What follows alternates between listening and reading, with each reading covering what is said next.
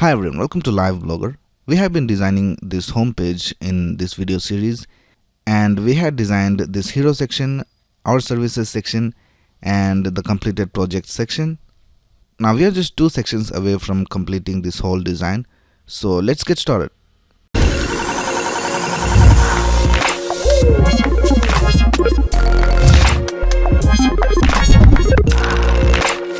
Let's go to our original design and see what is the next section.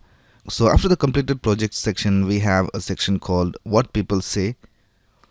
So this is basically the testimonial section, and then we have the footer, and in the testimonial section we can see we have a column for our heading, and then we have an inner section with two testimonials, and inside the column we have an icon, we have the testimonial text and the name, and then the name of the company.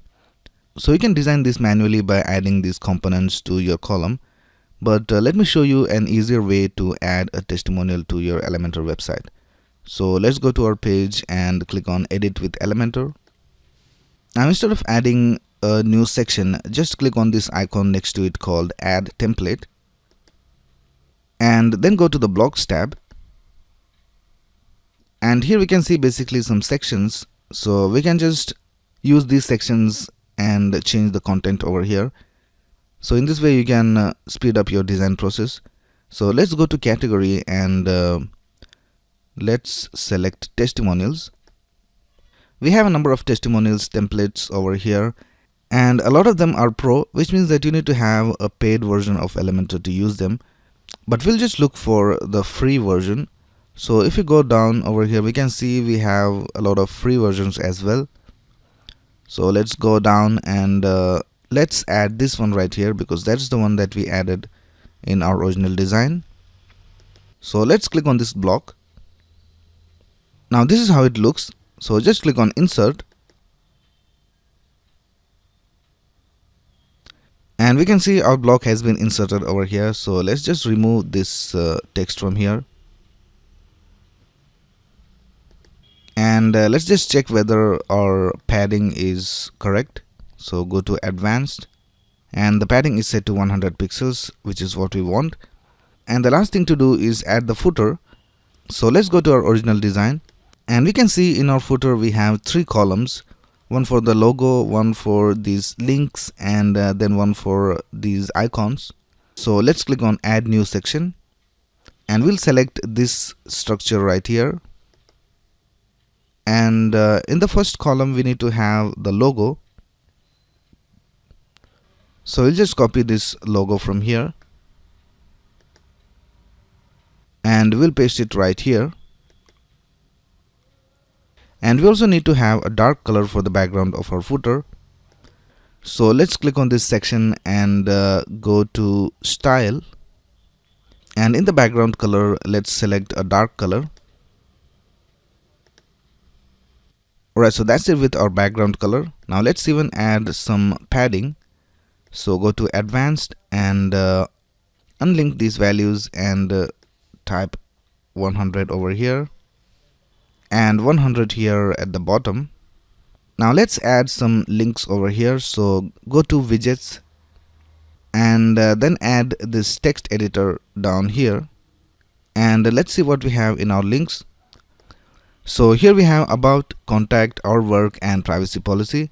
So let's type those over here: about, our work, contact us, and privacy policy. Now let's go to style and update some styles. So we'll go to typography, and we'll go ahead and we'll just decrease the line height, and then we'll align them to the center, and we'll also increase the font size. So we'll set it to 16. Now we'll go to advanced and we'll remove some margin from the bottom. So unlink these values and then go over here to the bottom margin, and we'll decrease the bottom margin. And now you can go over here to content and then select each of these and add the link of your pages right here. So do that with all these text, and then whenever you click on those links, they will take you to those pages. Now the last thing to add over here is our set of icons. So let's scroll up and we'll just copy this from here. So right click over here and click on copy, and we'll paste it right here. And we'll also increase the size a little. So we'll go to style and then increase the size from here.